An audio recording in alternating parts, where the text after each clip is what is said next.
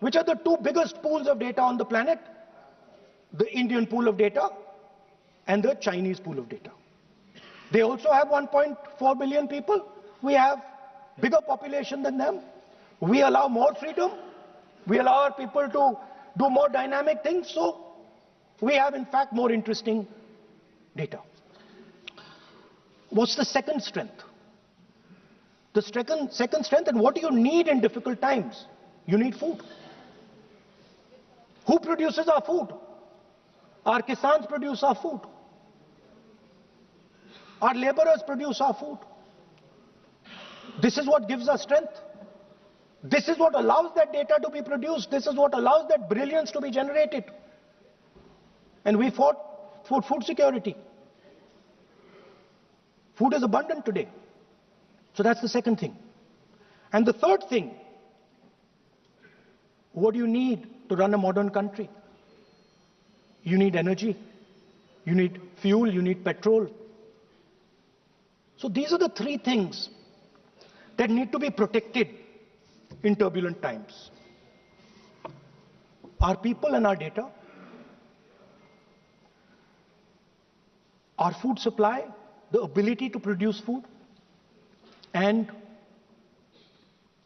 our energy system. Now, what's interesting to me is that the budget recognizes these things. The budget recognizes that we are going into a dangerous time, intensifying geopolitical conflict. The budget recognizes that energy and finance are being weaponized all across the world. Dollar is being weaponized, dollar is weakening in value, gold, silver prices are going up. Everybody can see this. But there is nothing in the budget. There's absolutely nothing in the budget that looks into these two issues. There is nothing in the budget about energy and finance weaponization. There is nothing in the budget about the intensifying geopolitical conflicts and what we are going to do about it. The budget just reads like any of their budgets. Right? And budget is something, of course,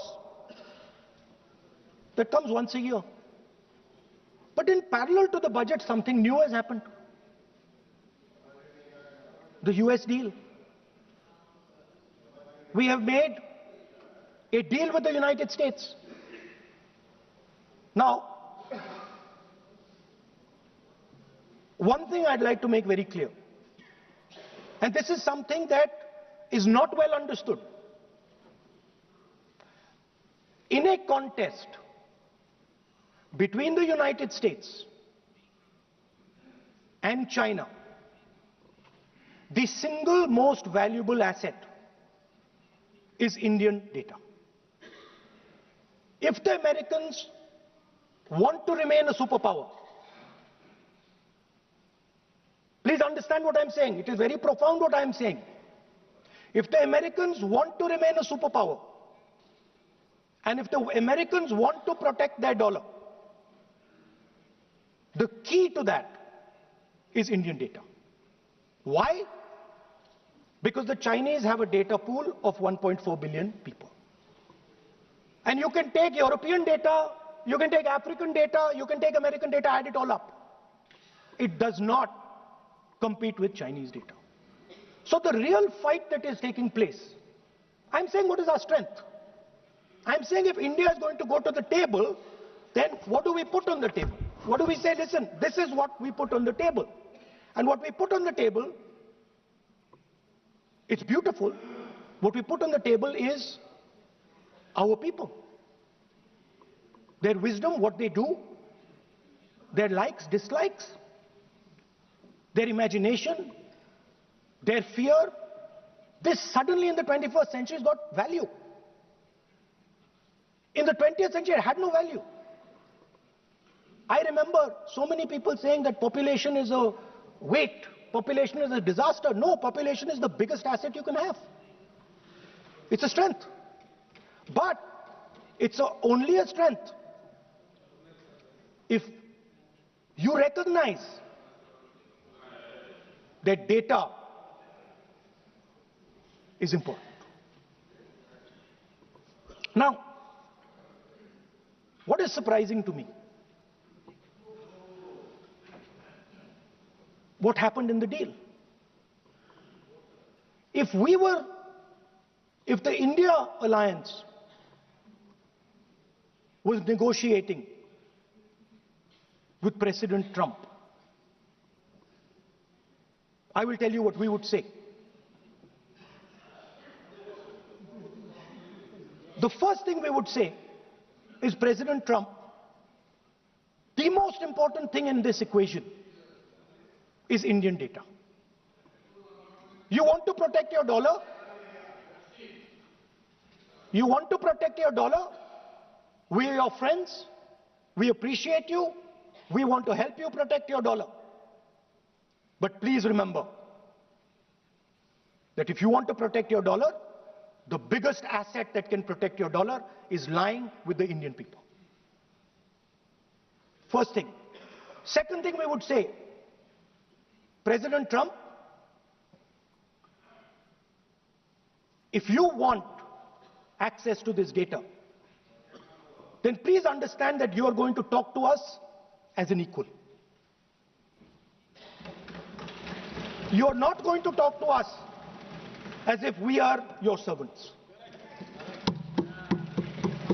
Second thing we would say is, Mr. Trump, please understand that our energy security is our energy security. And no matter what happens, we are going to protect our energy security. And the third thing we would say is, President Trump, we understand that you have a voter base, agricultural voter base. We understand that you need to protect your farmers, but we will also protect our farmers. But the main thing I'm saying is that an India alliance government would go there and say, data is our biggest strength. Now let us talk. Meaning we would go there as equals. We would not be made equal to Pakistan. And if President Trump decided that Pakistan army chief is going to have breakfast with him, then we would have something to say about that. Now what has happened? You've done a trade deal. It's small. It's written small in the back. Now let me tell you what is written about data. Our most valuable asset. The thing that is going to transform India in the 21st century. The thing that is going to make us a superpower in the 21st century. This is what the Modi government has done with our data. Number one, we give up control over our digital trade rules.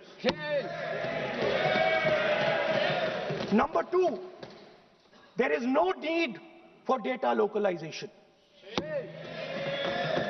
Number three, free data flow to the United States. Number four, limit on digital tax. Number five, no need to disclose any source code. The finance minister is smiling. She likes to smile. She likes to smile a lot. 20-year free tax holiday to anybody who wants it, to the big tax companies. This is what you've done on data. Second, no, I'll come to that, brother. Second, what have you done on tariffs? At the beginning,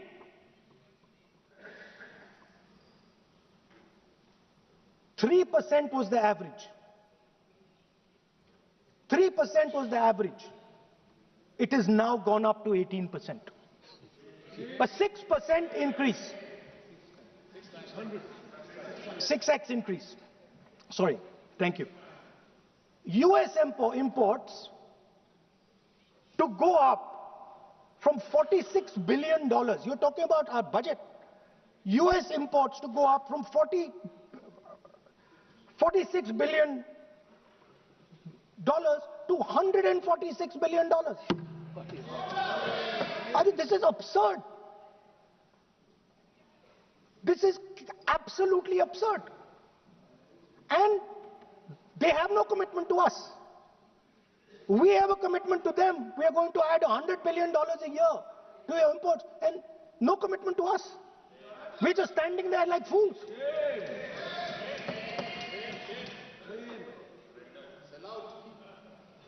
And our tariff has gone up from 3% to 18%, and theirs has come down from 16 to 0.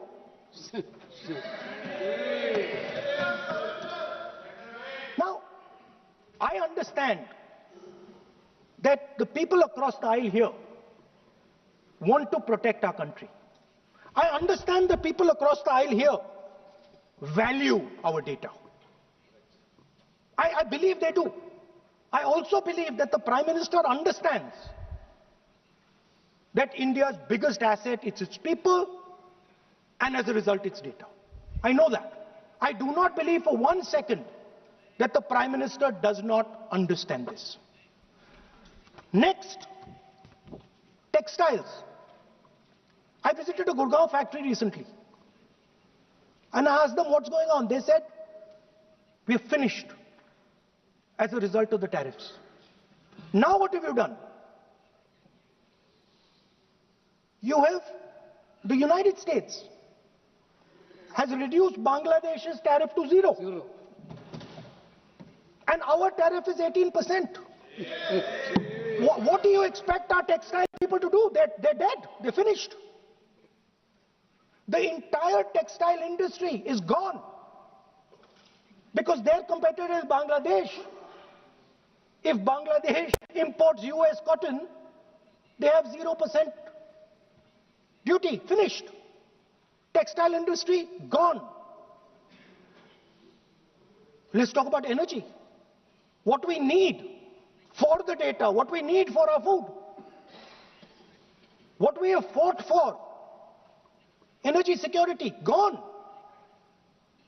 Now the United States will decide who we buy oil from. Yes, yes. The United States will come to us and say, you cannot buy oil from so-and-so, and so-and-so, and so-and-so. Russia, Iran, whoever they want. They will decide. Our Prime Minister will not decide. Please understand, and they will monitor. They will keep a watch, meaning they will look, and if India buys oil from anyone they do not want, they will punish us. And they will take our tariffs right back to 50%. For the first time in Indian history, our farmers are facing a storm. Makkah